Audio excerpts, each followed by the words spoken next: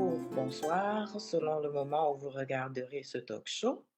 Afin de souligner le mois de l'histoire des Noirs qui se déroule en ce moment depuis le 1er février, et dans le cadre de la série Profil inspirant de Bienvenue à l'immigrant, nous recevons aujourd'hui Océane Ingrid Niela, étudiante au doctorat à l'Université York à Toronto. Je vais commencer par dire que Bienvenue à l'immigrant est un organisme à but non lucratif fondé en 2017 par Madame Henriette Mvondo. Les objectifs principaux de Bienvenue à l'immigrant sont d'accueillir et de faciliter l'intégration des immigrants au Canada. L'organisme Bienvenue à l'immigrant est situé à Ville-la-Salle à Montréal. Revenons à l'objet de ce talk show qui est de recevoir mademoiselle Océane Ingrid Niela, qui, comme je l'ai dit tout à l'heure, est étudiante au doctorat en communication et culture à l'Université York à Toronto, une jeune de BAI Jeunesse. Bonjour Océane. Bonjour, merci de me recevoir pour célébrer ce mois de l'histoire des Noirs. Je suis heureuse de te recevoir déjà parce que tu es ma fille et que je suis très fière de toi. Et aussi parce que je sais que l'histoire des Noirs t'intéresse particulièrement. La preuve, tu étudies dans un domaine qui est très lié aux cultures noires. Je crois que tu sais que le thème du mois de l'histoire des Noirs cette année, c'est Célébrons l'histoire des communautés noires aujourd'hui et tous les jours. La première question qui me vient à l'esprit, c'est quand est-ce que tu as entendu parler la première fois du mois de l'histoire des Noirs et de sa célébration, notamment au Canada? La première fois que j'ai entendu parler du mois de l'histoire des Noirs, c'était sûrement au secondaire avec mes autres amis noirs qui disaient souvent en février, on se souhaitait un bon mois de l'histoire des Noirs, il y avait des activités à l'école. Et puis maintenant, avec les réseaux sociaux, c'est sûr que on en entend de plus en plus parler. Et on sait toujours que quand le mois de février arrive, il va y avoir des événements reliés à l'histoire des Noirs. Ce thème, qu'est-ce qu'il évoque pour toi? À quoi est-ce qu'il te fait penser? Pour moi, ce thème évoque le fait qu'il y a beaucoup de diversité dans la communauté noire. Souvent, quand on pense aux Noirs, parce qu'on est au Canada et le Canada est juste à côté des États-Unis, on pense aux Afro-Américains, mais la communauté noire est tellement diverse. Il y a des gens qui viennent des Caraïbes, il y a des Haïtiens, il y a des Africains et il y a tellement de pays en Afrique. Il y en a qui viennent de d'autres partie de la diaspora. Donc, moi, c'est vraiment ça que je trouve intéressant avec le mois de l'histoire des Noirs. Et puis, malgré toute cette diversité, on a tous des trucs ou des pratiques qui nous unissent. Et on peut vraiment voir ça pendant le mois de l'histoire des Noirs. Dis-moi, Océane, est-ce que tu t'es déjà posé la question de savoir pourquoi un mois de l'histoire des Noirs?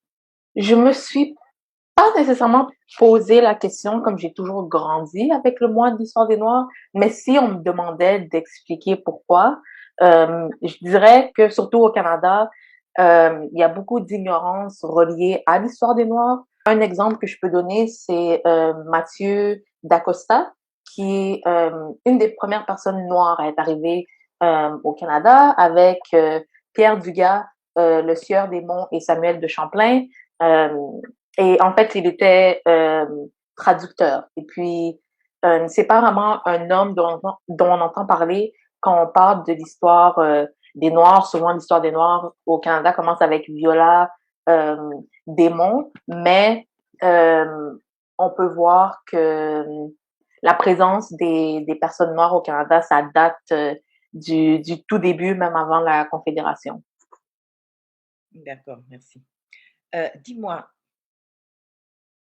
est-ce que être noir aujourd'hui pour toi, c'est un défi? Je te pose cette question parce que, comme on disait tout à l'heure, tu es étudiante au doctorat en communication et culture et tu t'intéresses particulièrement aux Noirs, à l'histoire des Noirs et principalement aux cheveux aux coiffures des Noirs. Est-ce que c'est un défi pour toi d'être noir? Est-ce que c'est ça qui t'a conduit à ta recherche ou en tout cas, explique-nous comment tu en es arrivé à cette recherche-là, mais également si c'est un défi ou si c'est ce qui t'a poussé à entreprendre ces recherches-là.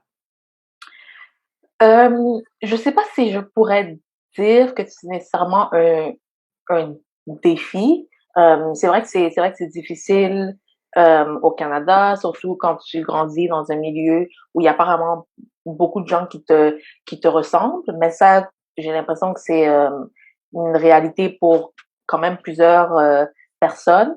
Mais ce que je pourrais dire, c'est que c'est sûr que être noir, c'est ça qui m'a amené à faire ma recherche et un peu à changer de créneau du bac à la maîtrise et maintenant au doctorat, parce que quand je faisais mon bac, j'étudiais en criminologie et en sociologie et j'ai commencé mon bac en 2016. Et si on retourne à 2016, c'était quand même quand le mouvement Black Lives Matter était très populaire. Pas qu'il est plus, mais c'était vraiment dans ses débuts.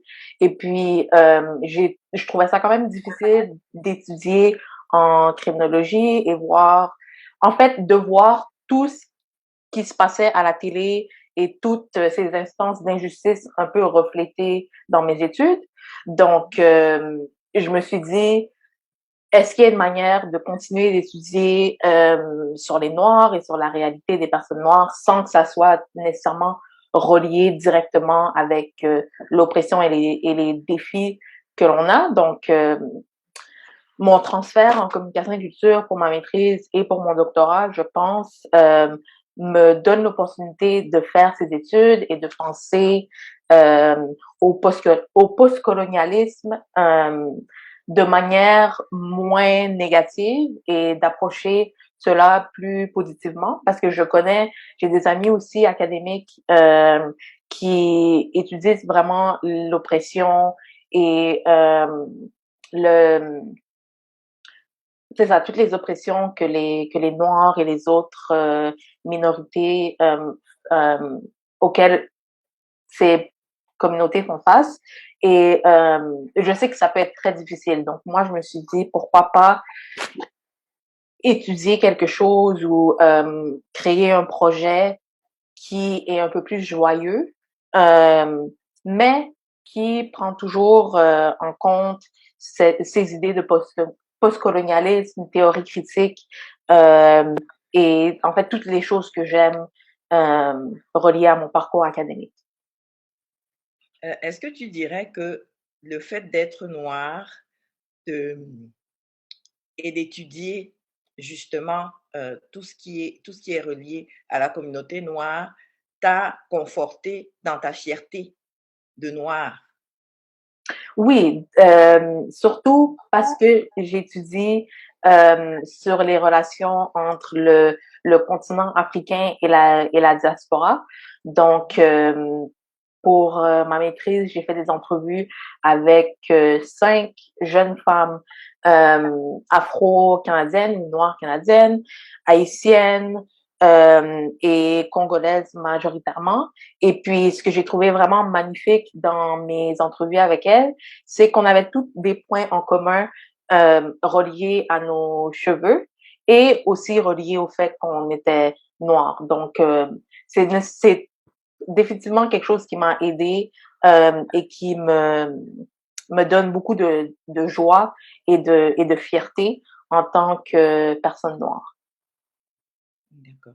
Est-ce que tu penses que le thème du mois de l'histoire des Noirs de cette année, célébrons l'histoire des communautés noires aujourd'hui et tous les jours, est une bonne manière de souligner l'apport des cultures noires et des peuples noirs au Canada et dans le monde en général?